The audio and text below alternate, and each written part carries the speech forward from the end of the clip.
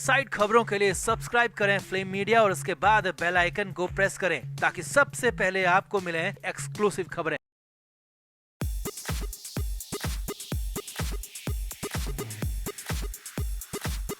आप किसी की जान लेकर अपनी जिंदगी सुकून से नहीं काट सकते। किसी के साथ गलत करके अपने आप कभी खुश नहीं रह सकते।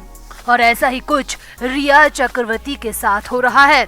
रिया ने जो सुशांत के साथ किया होगा वो सब अब रिया को इसी धरती पर भुगतना पड़ रहा है और आगे भी भुगतना पड़ेगा। तो अब रिया चक्रवर्ती की फिर से गिरफ्तारी की पूरी तैयारी हो चुकी है। एनसीबी ने इस बार रिया चक्रवर्ती पर ऐसा जाल फेंका है जिसमें रिया अब चारों तरफ से बुरी तरह घिर चुकी है। रिया की हालत पानी से बाहर मछली जैसी हो गई है और अब तो एनसीबी रिया चक्रवर्ती के खिलाफ सुप्रीम कोर्ट तक पहुंच गई है, जिसके बाद माना जा रहा है कि अब रिया ज्यादा दिन तक खुली हवा में सांस नहीं ले पाएगी। तो क्या है पूरा मामला? क्यों रिया के खिलाफ एनसीबी ने सुप्रीम कोर्ट का दरवाजा खटखटाया है? आपको बताते हैं सब। आप भी वीडियो को शेयर करें और एनसीबी की इस कार्रवाई को लेकर कमेंट जरूर करें। तो भाई कला जेल के वो दिन, वो अंधेरी काली रात रिया चक्रवर्ती की जिंदगी का दरवाजा फिर से खटखटा रही है। वो जेल की दाल रोटी उसी मग से पीना, उसी मग से धोना। अब रिया चक्रवर्ती की जिंदगी में जेल वाली जिंदगी जल्द ही रिटर्न करने वाली है।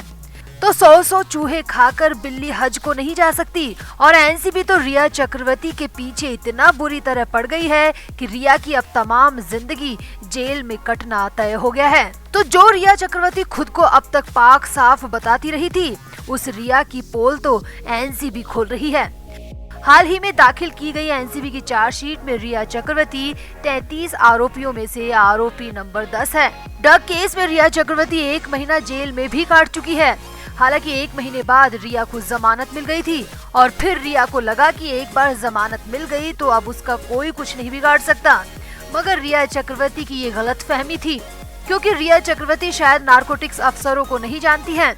वो किसी भी आरोपी को यूं आसानी से नहीं जाने देते।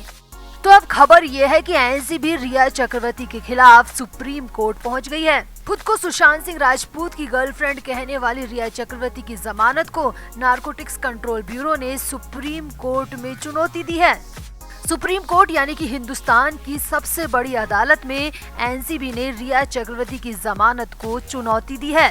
रिया को पिछले साल बॉम्बे हाई कोर्ट से 28 दिन जेल में रहने के बाद जमानत मिल गई थी, मगर अब एनसीबी ने फिर से सुप्रीम कोर्ट में चुनौती दी है, जिसके बाद माना जा रहा है कि सुप्रीम कोर्ट बड़ा फैसला लेगी और ये बड़ा फैसला 18 मार्च को यानी 2 दिन बाद होगा। वैसे रिया सुशांत सिंह राजपूत केस की भी मुख्य आरोपी है, जिसकी जांच सीबीआई कर रही है। सुशांत सिंह राजपूत केस से जुड़े ड्रग केस में एनसीबी ने पिछले साल सितंबर में रिया को गिरफ्तार किया था। लगभग 28 दिन तक जेल में रहने के बाद रिया को बॉम्बे हाई कोर्ट से जमानत मिल गई थी और तभी से रिया जमानत पर रिहा चल रही है। कभी पार्टी कर रही है, कभी जिम जा रही है, तो कभी शॉपिंग करती हुई नजर आ रही है। मगर अब ये खुलापन रिया की जिंदगी में ज्यादा दिन नहीं टिकने वाला। एनसीबी ने बॉम्बे हाई कोर्ट के उस फैसले को सुप्रीम कोर्ट में चुनौती दी है, जिसके तहत रिया को जमानत दी गई थी। इस याचिका पर सुनवाई 18 मार्च को होगी और तय माना जा रहा है कि रिया की जमानत पर सुप्रीम कोर्ट जरूर सुशांत के फैंस के समर्थन में ही फैसला सुनाएगा। तो अब 2 दिन का इंतजार कीजिए, यानी कि 18 मार्च का इंतजार कीजिए और उम्मीद कीजिए कि सुशांत के एक गुनहगार को सजा मिले।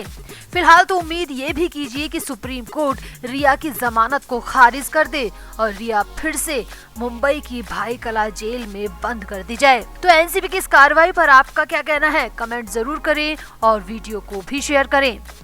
तो महाराष्ट्र के पूर्व मुख्यमंत्री और बीजेपी के वरिष्ठ नेता नारायण राणे पिछले काफी समय से ये दावा करते रहे हैं कि अभिनेता सुशांत सिंह राजपूत ने खुद को नहीं मारा, बल्कि उनकी साजिश के तहत जान ली गई है। राणे ने इस मामले को लेकर कई तरह के सबूत होने की बात भी कही थी और अब उन्हीं नारायण राणे ने सीधे गृह मंत्री अमित शाह को एक पत्र लिखकर एक बार फिर से सुशांत सिंह राजपूत के मामले की जांच का मुद्दा उठाया है। इतना ही नहीं, नारायण राणे ने अपने पत्र में दिशा सालियान का भी जिक्र किया है और महाराष्ट्र की उद्धव ठाकरे सरकार पर कई तरह के गंभीर आरोप लगाए हैं। नारायण राणे ने अपने पत्र में लिखा है कि उद्धव सरकार हर हत्या को आत्महत्या बता देती है, जिसके पीछे क्या वजह है इसकी जांच होनी चाहिए। पूर्व मुख्यमंत्री नारायण राणे ने देश के गृह मंत्री अमित शाह को पत्र लिखकर महाराष्ट्र सरकार पर साफ तौर पर यह आरोप लगाया है कि एक के बाद एक हत्या को आत्महत्या का रंग दिया जा रहा है। पहले दिशा सालियान के साथ कुकर्म किया गया और फिर उसे बुरी तरह मार दिया और इसके 6 दिन बाद सुशांत सिंह राजपूत की हत्या को भी खुदकुशी का रूप दे दिया गया। नारायण राणे ने अपने पत्र में आगे कहा कि मुकेश अंबानी के घर के बाहर मिली स्कॉर्पियो कार के मालिक मनसुख हिरेन की भी हत्या की गई है और उसे भी आत्महत्या का ही रंग दिया गया है। नारायण राणे ने आरोप लगाते हुए कहा कि सचिन वाजे के पीछे सीधे सीधे उद्धव ठाकरे का हाथ है और ये सब ठाकरे सरकार के इशारे पर हो रहा है।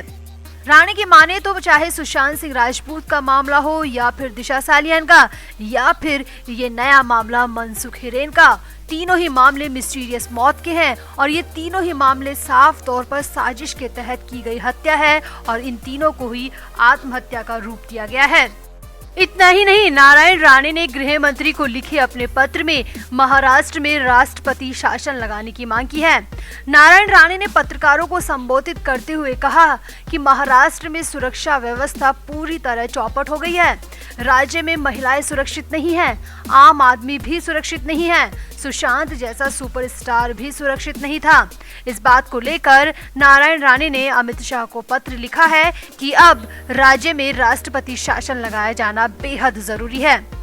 वैसे आपको यहाँ पर याद दिला दें कि सुशांत सिंह राजपूत की मौत के बाद नारायण राणे ने पहले भी कहा था कि सुशांत की हत्या हुई है और महाराष्ट्र सरकार इस मामले में किसी को बचाने की कोशिश कर रही है। नारायण राणे ने कहा था कि सुशांत सिंह राजपूत ने खुद को नहीं मारा बल्कि उनकी किसी ने जान ली है। अपने एक बयान में नारायण राणे ने मुंबई पुलिस की इस मामले में की गई कार्रवाई पर भी सवाल उठाए थे। यहाँ आपको याद दिला दें कि 8 जून को सुशांत सिंह राजपूत की पूर्व मैनेजर दिशा सालियान की बिल्डिंग से गिरने से मौत हो गई थी और इसके ठीक 6 दिन बाद यानी 14 जून को सुशांत बांद्रा स्थित अपने अपार्टमेंट में मृत पाए गए थे। सुशांत की मौत के बाद एक कई खबरें सामने आई। कुछ रिपोर्ट्स में ये दावा भी किया गया कि सुशांत दिशा से जुड़ा कोई राज जानते थे जिसकी वजह से उनको भी जिंदा नहीं छोड़ा गया। फिलहाल तो नारायण राणे ने जो खत अमित शाह को लिखा है उसमें मुंबई में तीनों रहस्यमय मौत का जिक्र है, दिशा सालियान, सुशांत सिंह राजपूत और मनसुख हिरेन। राणे के मुताबिक इन तीनों मौत को सिर्फ खुदकुशी का नाम दिया गया है, सारे एविडेंस मिटा दिए गए हैं जबकि ये तीनों साफ तौर पर हत्या है और राणे ने इन तीनों ही मामले में अमित शाह से जल्द कार्रवाई की और निष्पक्ष जांच की मांग की है। अब देखना होगा कि नारायण राणे के इस खत का कितना असर होता है और तीनों ही मिस्टीरियस मौत पर कब तक जांच हो पाती है। वैसे आपको बता दें, सुशांत मामले की जांच सीबीआई कर रही है और उम्मीद की जानी चाहिए कि राणे का ये पत्र गुनहगारों के ताबूत में आखिरी कील साबित होगा। तो नारायण राणे के इस पत्र पर और अमित शाह के इस मामले में एंट्री पर आपका क्या कहना है? आप भी वीडियो को शेयर करें और कमेंट भी करें। Flame media report.